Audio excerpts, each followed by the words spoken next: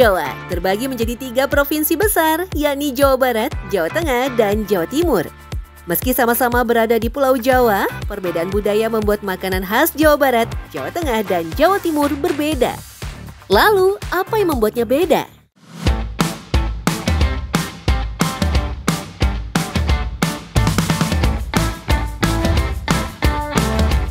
Makanan khas Sunda di resto-resto ibu kota terkenal dengan konsep family set atau paket menu untuk keluarga.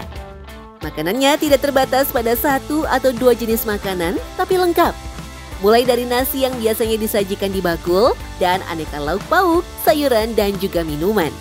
Yang tidak boleh dilewatkan adalah lalapan sayuran mentah lengkap dengan sambalnya. Jawa Barat merupakan daerah pegunungan yang banyak menghasilkan berbagai jenis sayuran. Tak heran kalau masyarakatnya suka makan sayur muda untuk dijadikan lalapan. Sunda ini mereka penggemar makan sayuran mentah. Timun lah, kol lah, toge itu nggak pernah. Makanya dia ada namanya yang kalau di Jawa itu ada kan namanya gado-gado ya. Nah kalau dia tuh adanya lotek. Selain lotek tuh ada lagi apa namanya? Apa yang karedok itu mentah semua. Nah itu karakternya di situ. Nah kalau daging cenderung kita ke asin. Jadi kalau orang Sunda masakannya semua harus asin.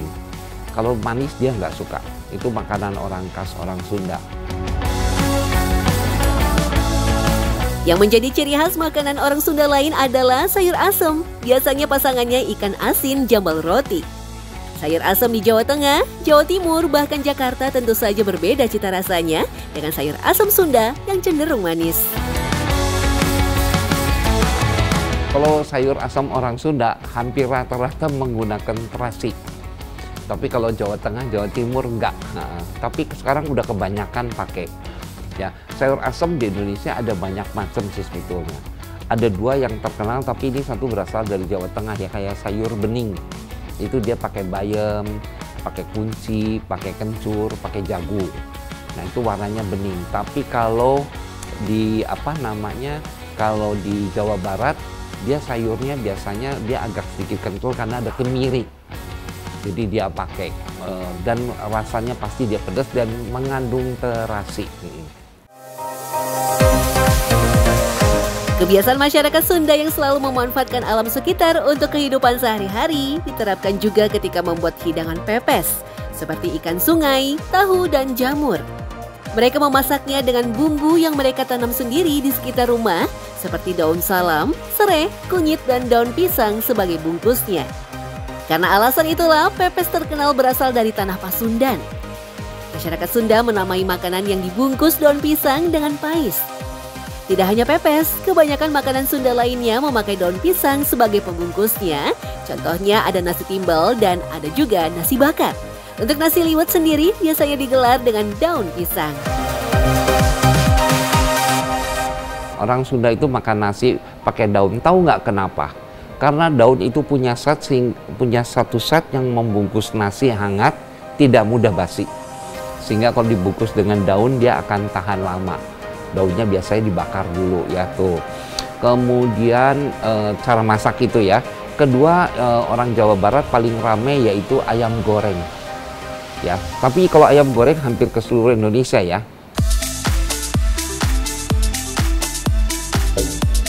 Kebanyakan masyarakat Sunda atau Jawa Barat banyak mempunyai balong atau kolam ikan air tawar di sekitar rumahnya. Banyaknya stok ikan air tawar di Jawa Barat membuat makanan khas Jawa Barat umumnya berbahan ikan air tawar seperti ikan mas, mujair, nila, dan gurame. Makanan khasnya pun ada pesmol ikan maupun pindang ikan. Bergeser ke Jawa Tengah, masakan di Jawa Tengah dan juga Yogyakarta, termasuk kue kering dan kue basahnya, banyak terpengaruh masakan nenek moyang, yaitu kerajaan kuno Yogyakarta dan Surakarta yang memiliki ciri khas manis dan tidak terlalu pedas. Cita rasa manis memang lebih disukai masyarakat Jawa Tengah ketimbang asin atau pedas. Contohnya saja gudeg, getuk goreng, jenang, dan wajik.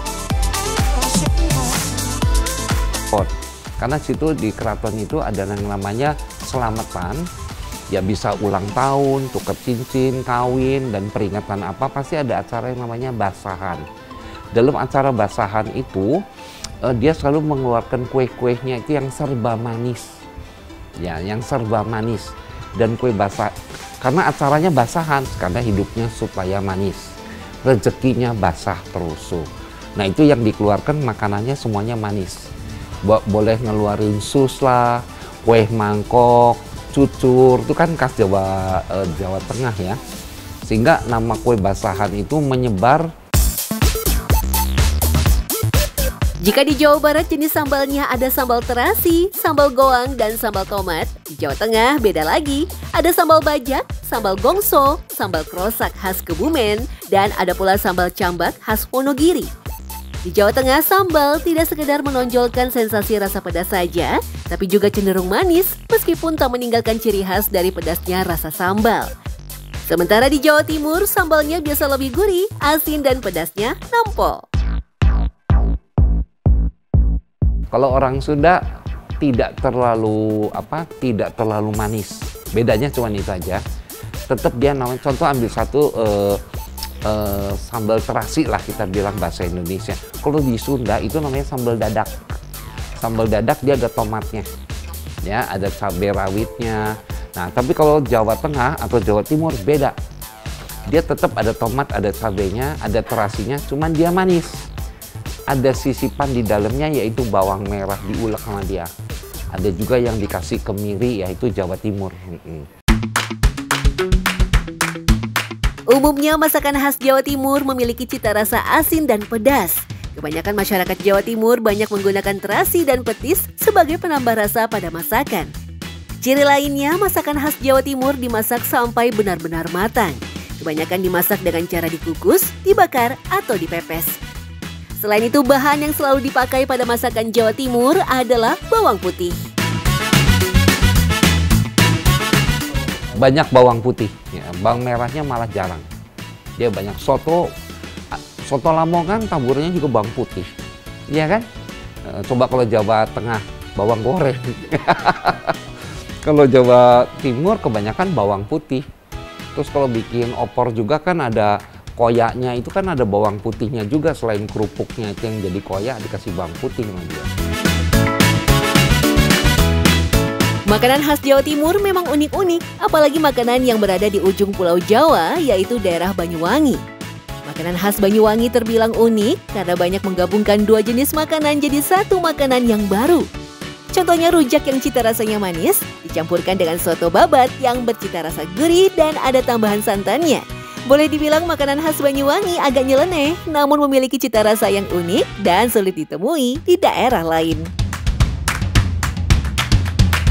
Sebetulnya bukan nyeleneh, itu mungkin dari kebiasaan dia makan makan mie, terus atasnya suka dikasih rawon rujak. Rujaknya dikasih rawon, ada itu hanya ada di Banyuwangi, saya udah makan. Tapi ya enak, tapi itu baru ya, itu menu baru, dulunya sih nggak ada.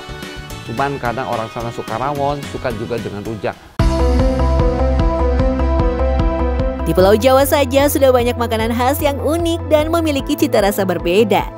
Coba bayangkan begitu banyaknya warisan kuliner Nusantara dari Sabang sampai Merauke. Kalau kamu sendiri, tim mana? Masakan Sunda atau Jawa?